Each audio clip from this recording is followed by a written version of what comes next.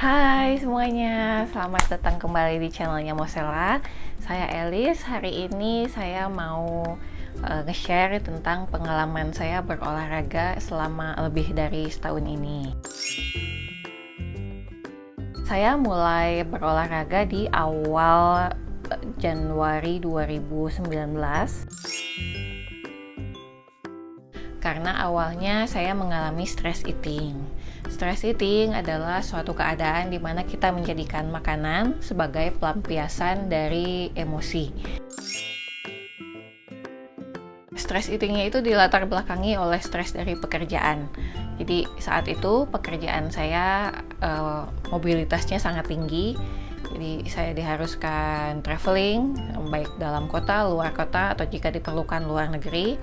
Dan jam kerjanya waktu itu dari mulai sampai selesai, weekend sering harus bekerja, paperwork dan lain-lain.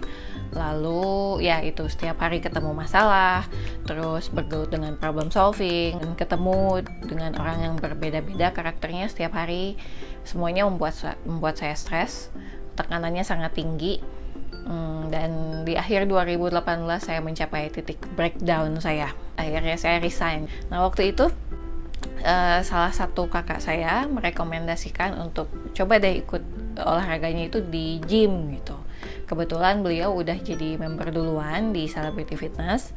Nah jadi saya dan kakak saya yang satunya lagi kita barengan daftar saat itu jadi member.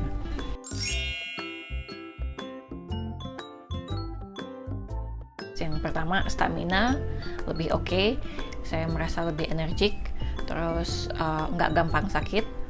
Saya udah gak pernah lagi kena flu.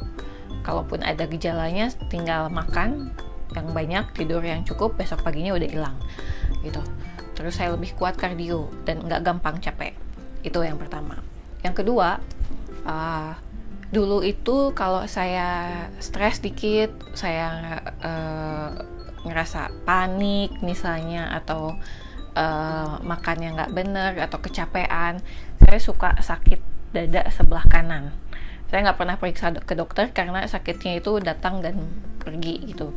Jadi kalau sampai saya takut bernafas karena setiap kali nafas sakitnya kerasa. Nah dan saya baru menyadari beberapa waktu ke belakang, jadi nggak pernah kerasa lagi, mungkin karena ya berolahraga itu gitu. Yang ketiga, saya tidak lagi ngorok saat tidur.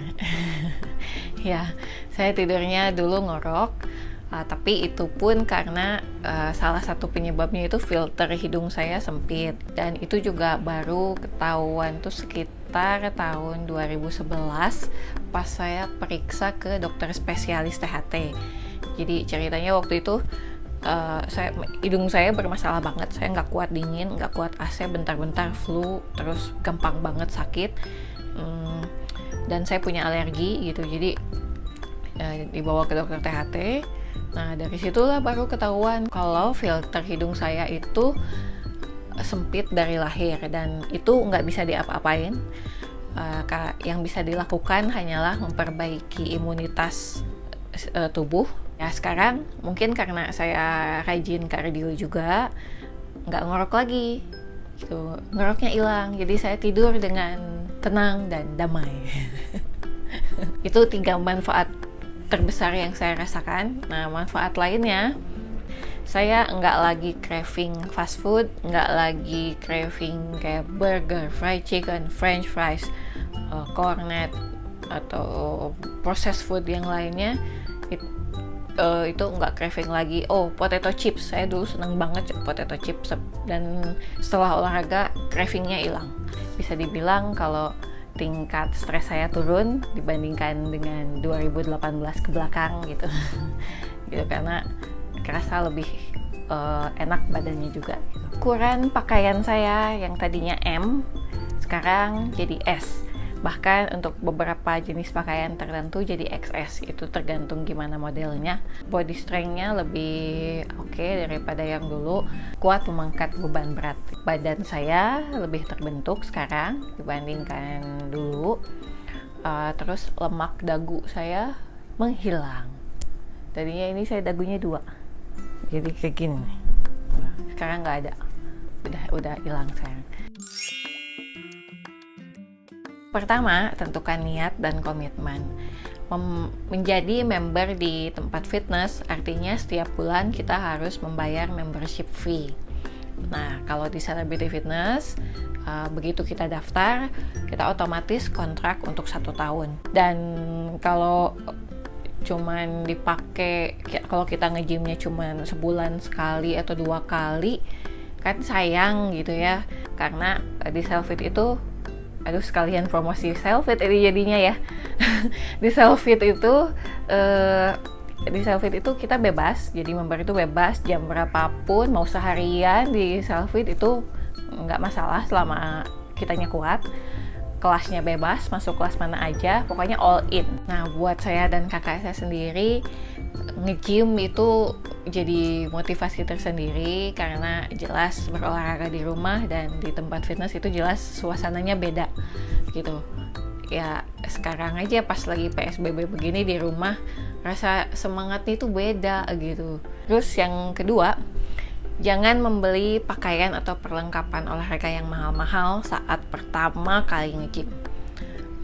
Ini saya kasih tahu berdasarkan pengalaman pribadi saya sendiri karena sangat normal bagi kita di awal untuk semangat gitu untuk berolahraga, itu normal banget karena saya juga begitu. Jadi dulu saya beli legging size M, Adidas pula. Beberapa bulan setelah olahraga nggak kepake lagi karena ukuran bajunya udah balik lagi ke S. Jadi sayang banget gitu, udah mahal-mahal gitu, terus kepakainya cuma beberapa kali gitu loh. Jadi ya itu satu yang saya sesali. Jadi saya saranin di awal olahraga pakai aja baju yang ada di rumah, karena pasti jika kita rajin olahraganya pasti ada itu perubahannya, mau sekecil apapun pasti ada perubahan gitu. Yang ketiga, jangan berharap hasil instan. Ini lagi-lagi sangat wajar ya saat kita mulai, kita berambisi, pokoknya dalam sebulan berat badan saya harus turun 10 kilo misalnya, atau pokoknya aku pengen perutnya rata gitu, pengen yang six pack, pengen yang lengannya ada ototnya dikit gitu. Ya saya saranin goalnya yang realistis aja, karena olahraga adalah proses yang cukup panjang. Jadi hasilnya setiap orang bisa beda-beda karena metabolisme setiap orang juga beda-beda, terus pola makan juga berbeda-beda kan gitu. Contohnya aja saya sama kakak saya, kita barengan mulai nge-gym di Januari 2019 kan. Dalam 1 bulan kakak saya berat badannya turun 7 kilo, sementara saya cuma 1 kilo gitu. Dan dalam setahun saya turun cuma 3 kilo gitu. Meskipun badannya lebih ngebentuk, si berat badannya sendiri hanya segitu turunnya gitu. Karena ya itu ada yang lambat, ada yang cepet gitu kan, beda-beda. Jadi set goals yang rasional. Apalagi pengen ngebentuk otot. Perempuan itu termasuk yang lama yang untuk ngebentuk otot gitu. Dan ada faktor lain yang mempengaruhi cepat atau lambatnya perkembangan tubuh kita. Olahraga, pola makan, istirahat yang cukup. Ini 3 ini sangat mempengaruhi. Jadi kalau meskipun olahraganya sering gitu tiap hari datang misalnya, tapi makanan gak dijaga, ya sama aja bohong gitu. Yang keempat, saat berada di tempat fitness, fokus dengan tujuan kita berolahraga. Jadi cukup fokus dengan goals masing-masing, nggak perlu lihat orang lain, karena ya itu goals setiap orang beda-beda gitu ya. Ada yang pengen tubuhnya kurus, ada yang justru pengen ngegemukin badan. Jadi kita nggak perlu lihat orang, kita fokus aja sama tujuan kita sendiri. Karena mungkin bagi beberapa orang mungkin ya melihat orang lain jadi ngerasa terintimidasi misalnya gitu, atau padahal orang itu nggak ngapa-ngapain tapi kita ngelihatnya jadi jadi minder misalnya. Kelima, lakukan gerakan olahraga yang sesuai dengan level fitness kalian. Nah, contoh ya di sini misal ikut kelas body pump. Nah, body pump itu di kelas body pump itu jadi latihan beban dan kardio jadi satu. Nah, jadi kalau saya pribadi gitu ya, saya saya nggak mau yang berat-berat, meskipun saya lihat orang lain ada yang kuat gitu, bebannya sampai 15 atau 20 kilo mungkin ya.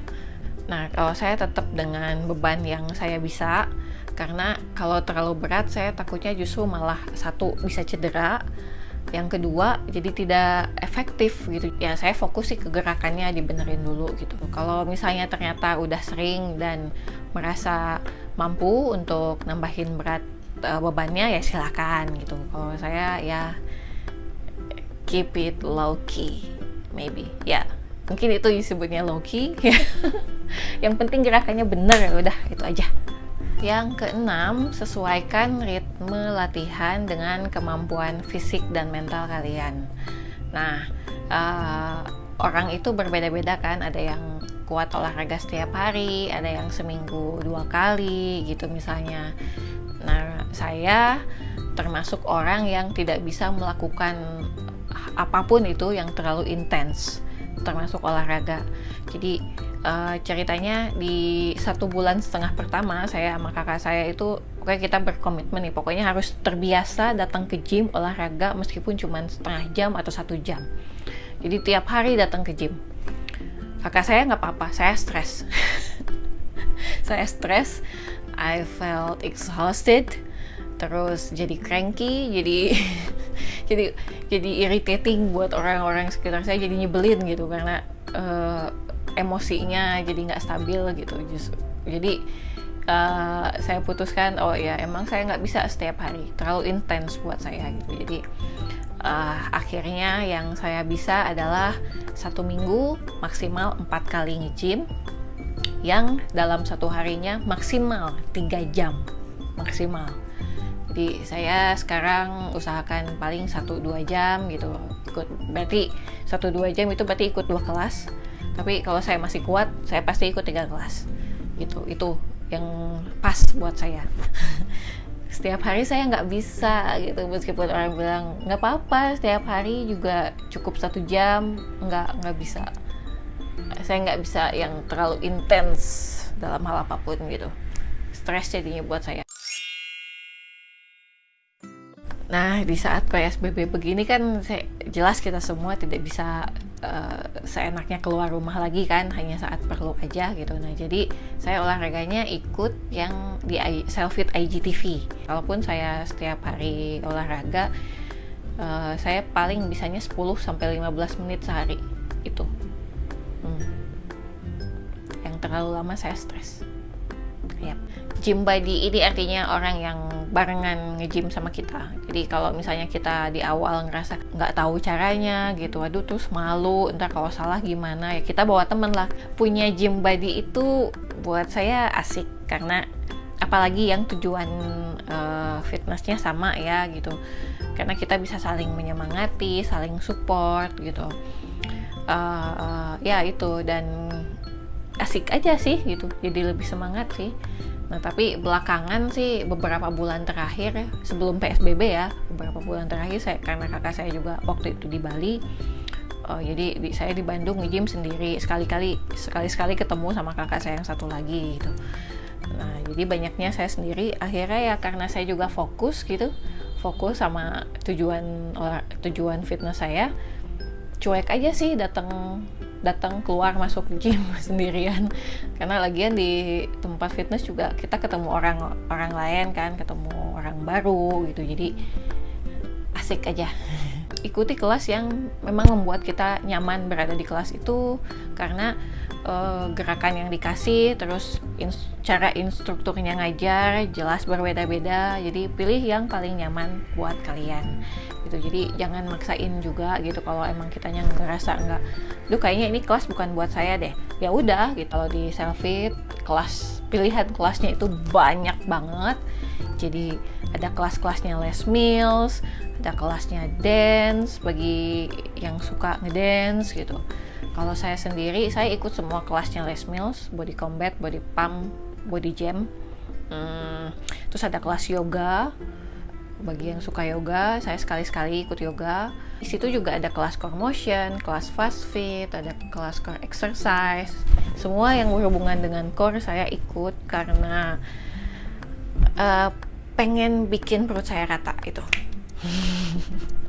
Susahnya minta ampun, tau nggak? Nah, yang terakhir, jika kalian menggunakan personal trainer, nah mintalah untuk dibuatkan program yang sesuai dengan fitness goal kalian. Nah, saya waktu itu minta di programnya itu untuk yang memperbaiki postur tubuh, karena tulang punggung saya ini cenderung melengkung, dan saya pengen ngebenerin itu. Terus saya pengen yang olahraganya itu fokus ke strength. Kalau kardio saya mencapainya dengan ikut berbagai macam kelas yang berbeda-beda. Nah, itu semua yang bisa saya share di sini hari ini tentang manfaat yang saya rasakan setelah berolahraga secara teratur. Nah, jelas hasil yang didapat akan berbeda-beda setiap orang. Faktornya itu banyak banget yang menentukan, genetis juga menentukan, terus pola makan yang seimbang, tidur dan istirahat yang cukup gitu.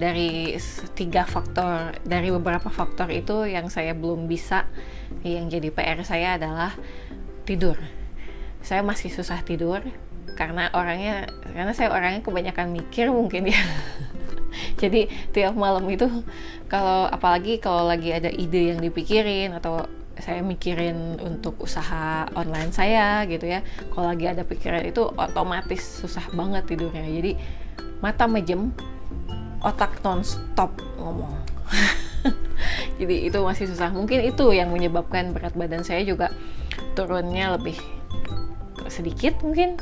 Yang jelas sih perjalanan untuk menerapkan pola hidup sehat itu memang tidak gampang.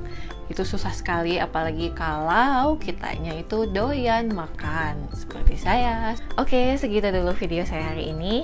Nantikan video saya selanjutnya. Minggu depan saya akan bagikan tips tentang makanan yang diganti dan yang dihindari dan yang dimakan oleh saya selama